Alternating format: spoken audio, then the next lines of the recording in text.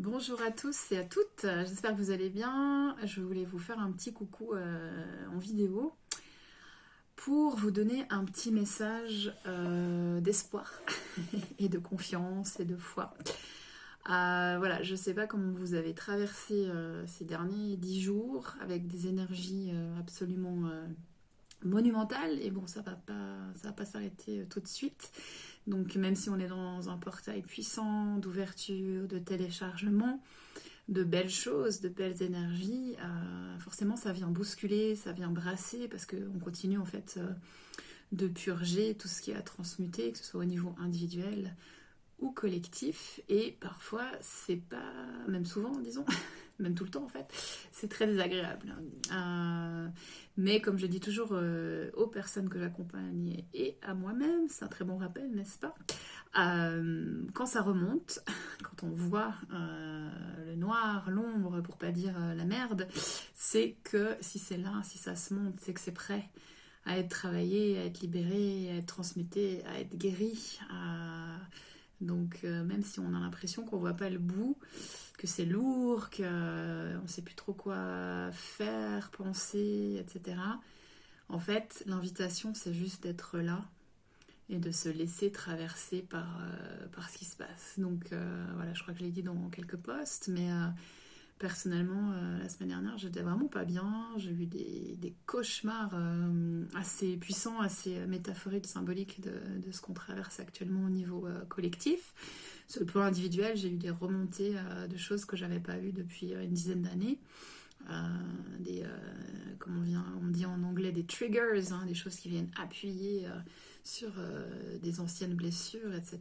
Donc c'est une nouvelle couche de nettoyage. Donc si comme moi, ça fait longtemps que tu travailles sur toi et que tu as quand même encore parfois des réactions qui peuvent paraître disproportionnées, je t'invite à être dans la bienveillance avec toi-même, à laisser les choses être, à accueillir ce qui se présente et à faire confiance que c'est pour aller vers plus de lumière.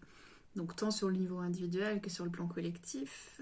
Si tu es une personne sensible, qui sent l'élévation de la conscience, tu peux aussi peut-être te poser des questions sur tout ce qu'on reçoit comme nouvelles, comme information, comment dire, positionnement très forte, comme une sorte de dictature sanitaire, hein, soyons clairs, avec quand même des gens qui sont pas bien, qui un taux de suicide qui augmente, des choses très très graves qui se passent.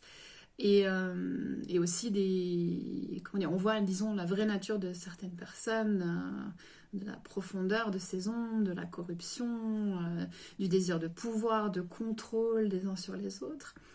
Et en même temps, même si c'est terrible, bah on ne peut pas nier, et puis c'est vraiment là, dans notre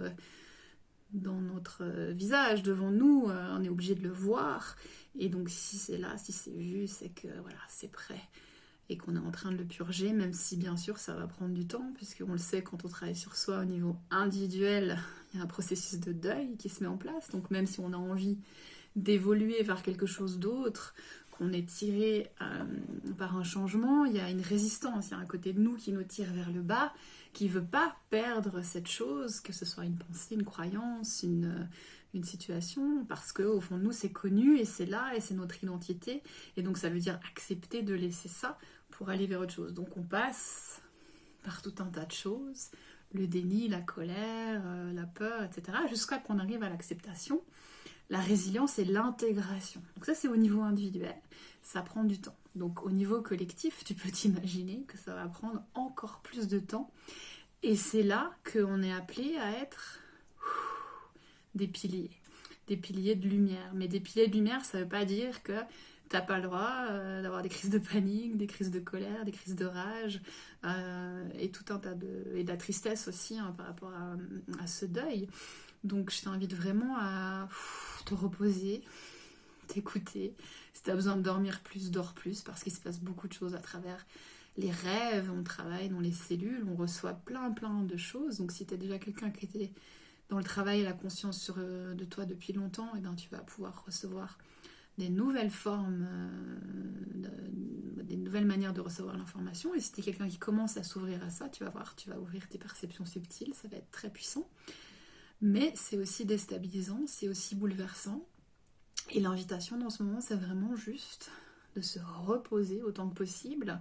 Donc ça ne veut pas dire qu'on ne fait rien, parce que souvent on confond ça. Moi aussi, j'ai beaucoup ça, j'ai transformé ça il y a quelques années, mais je vois que des fois j'ai des vieux réflexes qui reviennent, ce truc de se dire, mais je peux pas rien faire devant ça. Et en fait, parfois le non-faire, c'est la meilleure solution pour laisser les choses se mouvoir par elles-mêmes, tout en étant là, en étant dans la paix, dans la sérénité, en activant les parties de toi qui ont aussi envie de s'amuser, de légèreté, etc. Et juste être vraiment dans cette bienveillance, cette écoute de tes besoins et de ne pas culpabiliser si pendant un jour, une semaine ou même un mois, tu as juste envie de te reposer, de prendre soin de toi, etc. Parce que c'est le meilleur cadeau que tu puisses te faire à toi et aussi au monde.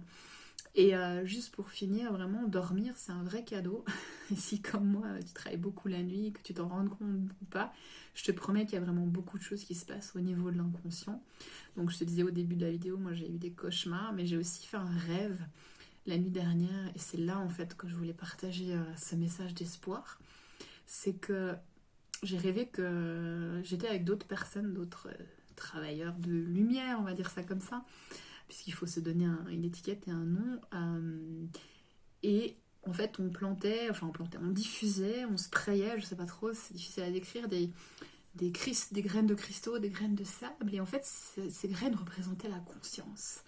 Et petit à petit, en fait, c'était comme des petites graines les unes après les autres, dispersées ci ou là. Et petit à petit, la situation actuelle que l'on connaît avec la gestion de cette crise sanitaire, eh bien, elle se transformait petit à petit. Et on revoyait les choses, les gens s'illuminer, s'entraider, s'aimer, etc.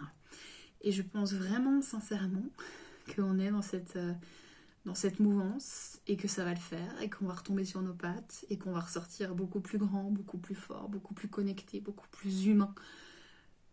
Donc je sais, c'est pas évident, ça prend du temps, mais faisons confiance et gardons la foi. Allez, dis-moi en commentaire comment ça se passe pour toi et si tu as aussi des rêves, ça m'intéresse. À tout bientôt.